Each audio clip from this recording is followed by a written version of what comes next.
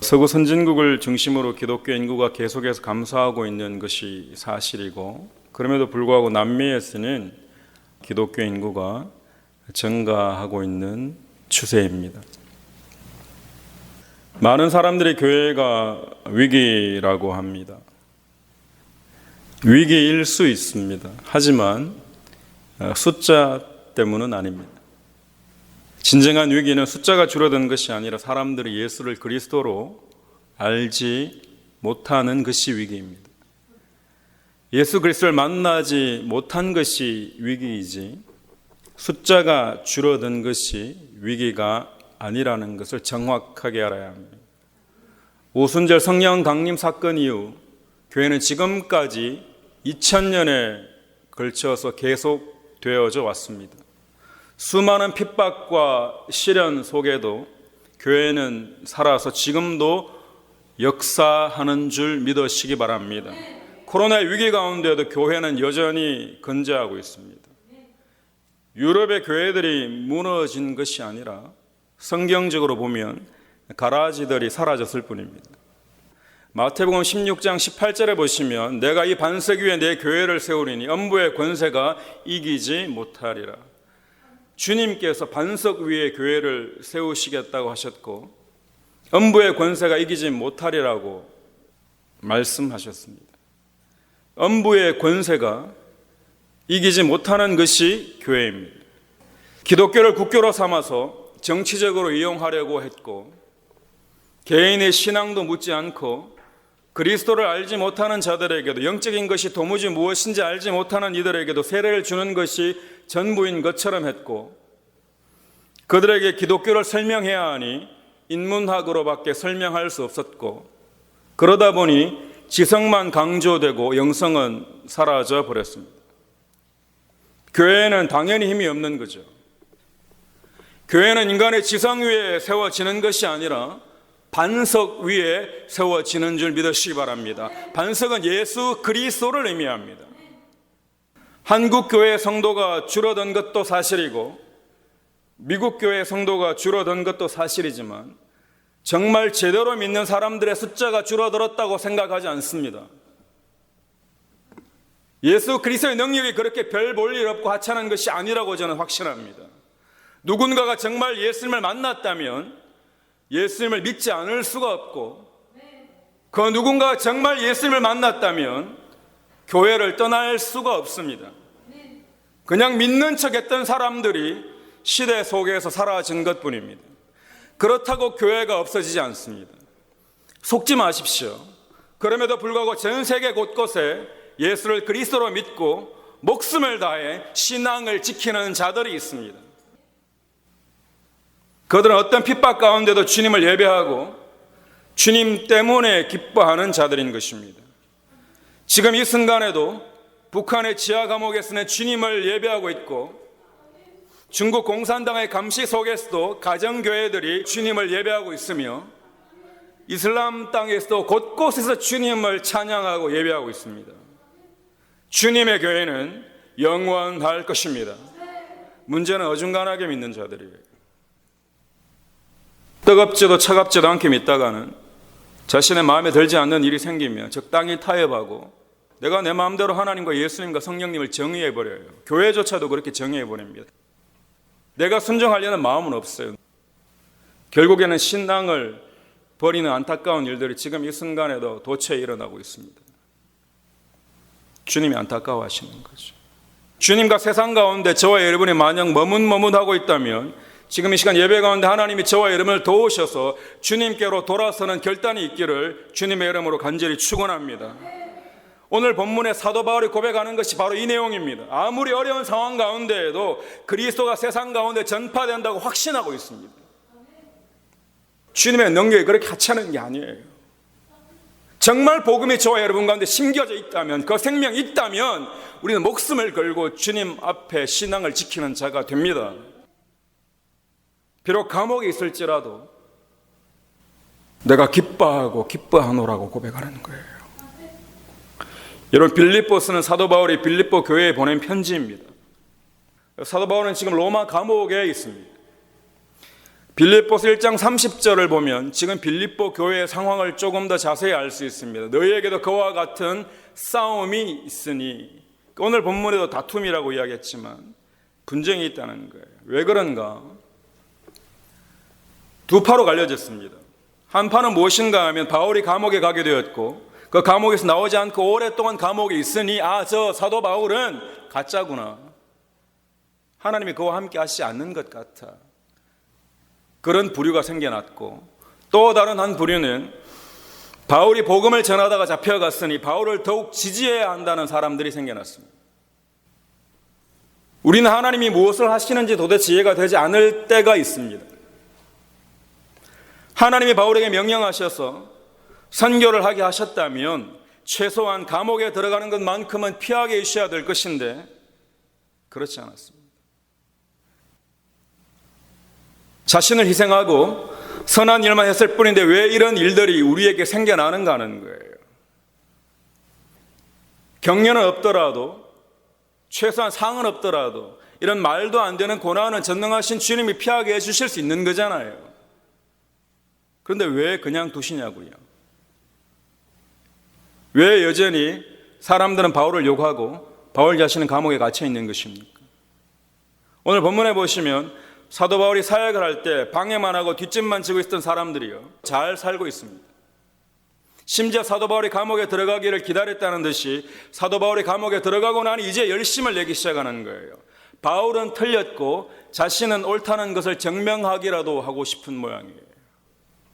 불편하잖아요. 사도 바울 마음이 불편할 거 아니에요.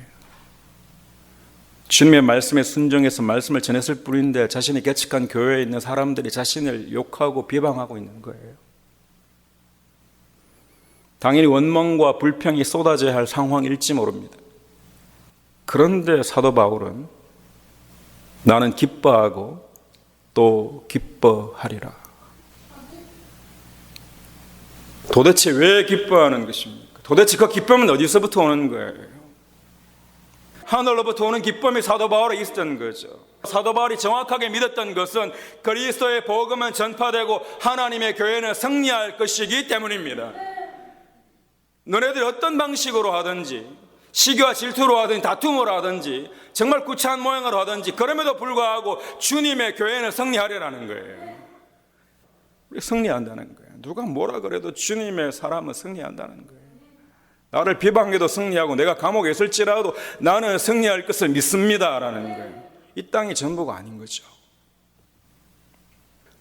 사랑하는 성도 여러분, 알곡과 가라지는 반드시 구별되고 양과 염소는 반드시 구별됩니다. 우리가 우리를 심판할 수 없어요. 판단할 수 없어요. 오직 판단은 하나님만이 하시는 줄 믿으시기 바랍니다. 교회 숫자가 감소했다고 한숨 쉬고 있을 때가 아니에요. 내가 지금 주님을 만나고 있느냐 하는 문제예요. 그럼에도 불구하고 지금 주님 앞에 매달리는 사람들이 있습니다, 여러분. 주님 오시는 그 날까지 있을 겁니다. 반석 위에 세워진 교회는, 예수 그리스도 위에 세워진 교회는 음부의 권세가 절대로 이기지 못하는 거죠. 여러분, 사도 바울처럼 그리스도가 전파되는 것으로, 그래서 저와 여러분이 승리할 것을 믿음으로 기대함으로 오늘 하루 기뻐하고 또 기뻐할 수 있기를 축원합니다. 지금 지는 모양이어도, 지금 초라한 모양이어도 저와 여러분은 반드시 승리할 것을 고백하는 거예요. 기쁜 거죠. 영적으로 보이니까 기쁜 거예요. 영의 세계가 안 보이는데 어떻게 예수를 그리스도로 믿는다고 합니까? 이 순간에도 하나님의 나라는 확장되고 있습니다. 이 순간에도 하나님의 나라는 확장되고 있고, 그 누군가는 주님 앞에 돌아오고 있고, 그 누군가는 변화되고 있고, 그 누군가는 예수를 인격적으로 정말 만나고 있습니다. 내가 그들을 위해 기도해주고 그들을 위해 복음을 전했던 그들이 지금 나를 배반하고 있는 상황임에도 불구하고, 나는 감옥에서 언제 죽을지 모르는 상황임에도 불구하고, 처벌만 기다리고 있는 그런 상황임에도 불구하고 거기에 매달리지 않아요. 결국에는 주님이 승리하실 것을, 그 승리로 말미암아 내 인생도 승리할 것을 믿음으로 고백하는 것입니다. 여러분, 유폰이 사는 장로교회는 예수 그리스도 이름 안에 승리할 줄로 믿습니다. 여러분이 승리하시기를 축원합니다. 삶의 태도에 대한 문제였어요. 자신이 처해진 상황을 그대로 받아들이는 겁니다. 잘 이해하셔야 됩니다. 감옥에 있든지 아니면 밖에 있든지 내게 주어진 상황을 주님 안에서 받아들이는 거예요. 내게 처해진 이 상황이 내가 어쩔 수 없는 상황이라면 받아들이는 겁니다. 왜 나를 감옥에 보내셨냐고 묻거나 따지지 않고 받아들이는 겁니다. 이 상황 가운데 나를 넣으신 분이 나를 사랑하시는 여호와 하나님이신 것을 내가 고백하는 거예요. 우리가 살면서 중요한 것 중에 하나는 지금 내게 일어나는 일들에 대해 순종하는 겁니다. 쉽지 않아요. 여러분, 지나간 과거를 어떻게 하시렵니까? 거짓말로 포장한다고 되나요? 어떻게 하시겠어요? 받아들이는 거예요, 그냥.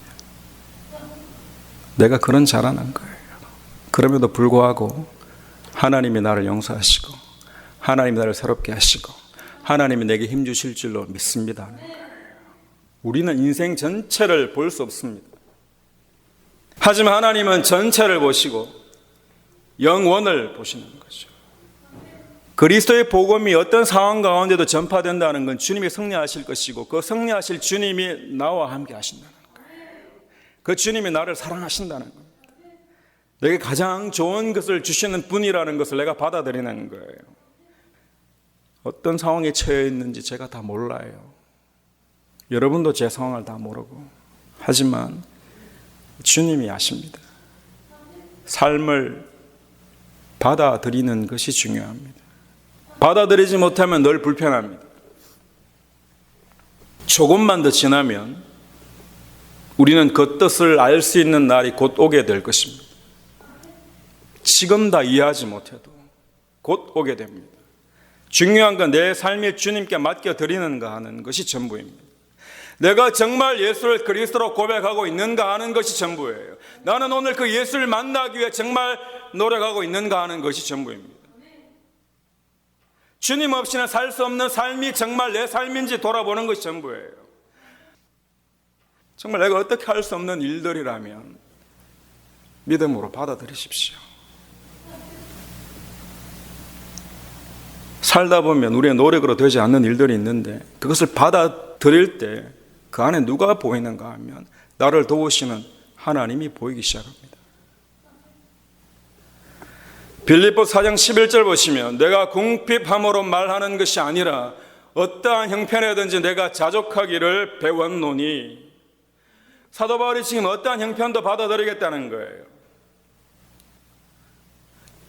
배웠다는 건 처음엔 자신도 그렇게 할 수 없었다는 거예요. 사도 바울조차 처음부터 되어진 것이 아니라는 겁니다. 처음부터 어떠한 형편을 다 받아들인 자가 아니라는 거예요. 항상 기뻐하고 기뻐하던 자가 아니라는 거예요. 배웠다는 것은 훈련되어졌다는 것입니다. 불평도 훈련되어지고 감사도 훈련되어집니다. 여러분, 작은 일에 불평하기 시작하면 그게 내 습관이 되고요. 인생의 결정적인 위기가 닥치면 내가 뭐로 드러나는가 하면 불평해버리면 넘어지고 실패합니다. 그러니까 정말 작은 일인 것 같은데 감사가 내 습관이 되면요. 결정적인 순간에 감사하면 죽을 일이 살게 되고 다 끝난 것 같은데 새롭게 시작할 수 있는 거예요. 뭘 배우냐는 거죠. 뭘 배우냐는 거예요. 지금 사도 바울이 고백하고 있는 이 기쁨은 언젠가 감옥이라는 상황이 사라질 때 찾아오는 기쁨이 아니라는 거예요. 상황의 문제가 아니에요. 지금 비록 감옥에 있을지라도 주님으로부터 오는 기쁨이 내 안에 있다는 거예요. 여러분, 어떤 상황에 놓여 있든지 간에 주님과 여러분을 끊을 수 있는 것은 아무것도 없는 거예요. 사도 바울을 통해 분명히 알 수 있습니다. 만약 저와 여러분 삶 가운데 기쁨이 없다면 어려움이 있어서가 아니에요. 하나님 임재하심이 없을 뿐입니다.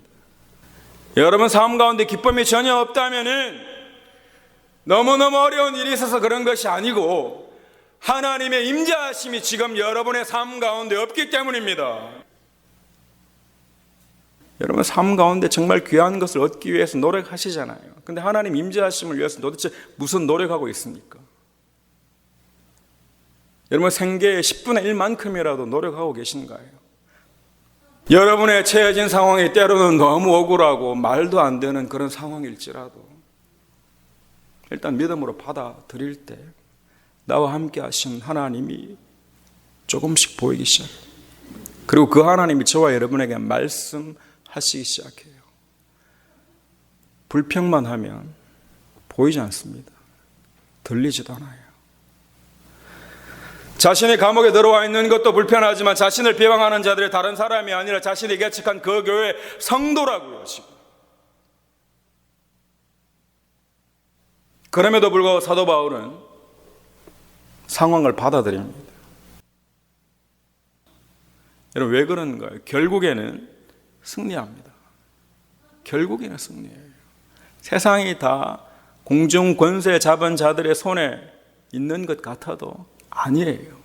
결국에는 주님 다시 오시면 저와 여러분은 승리할 줄로 믿습니다. 내 인생이 너무 힘들고 어렵고 고통 가운데 있고 억울한 일이 있을지라도 저와 여러분은 반드시 승리할 것입니다. 어느 편에서는요, 저와 여러분에 달려 있습니다. 주님이냐 세상이냐, 한숨만 쉬고 있느냐 내가 기쁨으로 나아갈 것인가. 한 주간 동안 여러분 불평만 하고 한숨만 쉬고 있었다면 여러분 실패한 겁니다. 신앙 안에서 실패한 거예요. 오늘 예배를 통해 다시 회복되기를 축원합니다. 그렇지 않아요. 주님의 능력이 그렇게 시시한 게 아니에요, 여러분.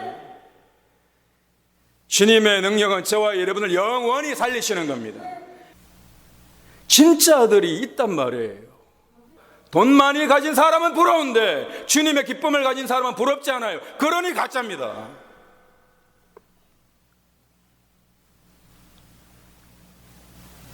불편하죠.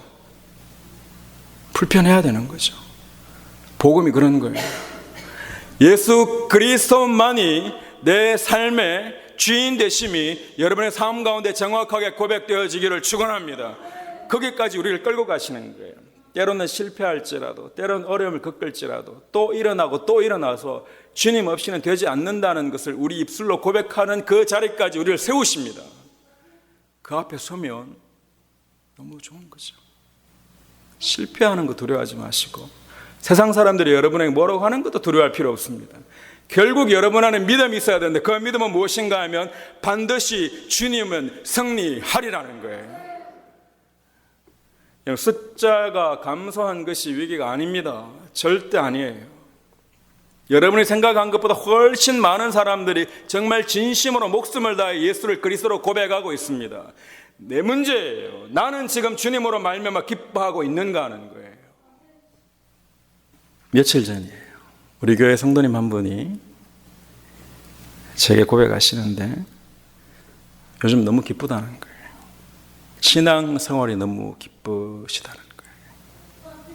이런 말을 들으면요, 저도 얼마나 기쁜지 몰라요. 말씀을 알아가니 기쁘고 처음으로 기도해 봤는데 기도가 응답되니 너무 기쁘다는 거예요. 여러분 우리 교회 안에 예수 그리스도로 말미암아 기쁨이 충만하기를 축원합니다. 진실된 기도를 하면 하나님 들어주십니다. 내 속은 욕심으로만 가득한데 정욕으로 쓰려고 하는 기도는 하나님이 들어주시지 않는다고 하시잖아요. 기도가 응답되지 않는 그곳이 지옥입니다. 저와 여러분의 삶 가운데 기도가 응답되기를 축원합니다. 하나님 반드시 들어주십니다. 그리고 기도의 내용을 주님이 바꿔주시는 거죠. 저는 확신합니다. 주님의 교회는 승리하리라 확신합니다. 사랑하는 성도 여러분, 하나님의 나라는 영원합니다. 그 영원한 나라의 백성이 저와 여러분이에요. 우리 안에 있는 예수 그리스도의 생명이 그렇게 하찮은 게 아니에요. 그 영원한 나라를 이 땅 가운데에서부터 누리는 저와 여러분의 삶이 되시기를 축원합니다. 여러분 인생의 어떤 순간에도 내가 기뻐하노라. 사도 바울의 고백이 저와 여러분의 고백이 되기를 주님의 이름으로 간절히 축원합니다.